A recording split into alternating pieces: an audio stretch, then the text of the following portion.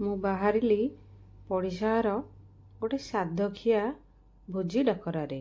ହାତରେ ଗିଫ୍ଟ ନେଇ ମୁଁ ଆଉ ପତିଦେବ ବାହାରି ପଡ଼ିଲୁ। ଆଉ ସେଠି ପହଞ୍ଚିଗଲୁ ଗୋଟେ ଜେଗା ଅନୁଷ୍ଠାନରେ। ତା ନାଁ ଥିଲା ଜମିକୁଣ୍ଟିଆ ଜେଗା। ତାପରେ ଧୀରେ ଧୀରେ ଆମେ ଭିତରକୁ ଗଲୁ।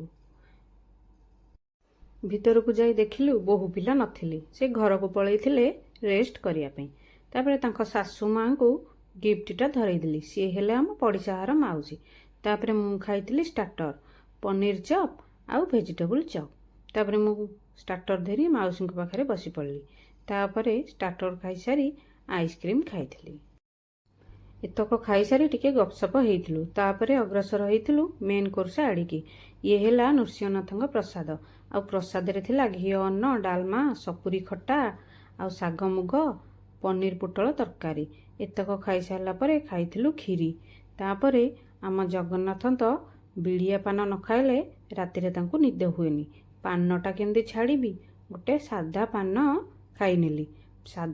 ପାନ ଖାଇ ଖାଇ ଟିକେ ପୋଖରୀ ଆଡ଼େ ବୁଲି ଆସିଲି। ଆଉ ପିଲାଙ୍କ ପାଇଁ ଯୋଡ଼େ ସାଧା ପାନ ଆଣି ଘରକୁ ଫେରିଲୁ। ରହିଲି। ଜୟ ଜଗନ୍ନାଥ।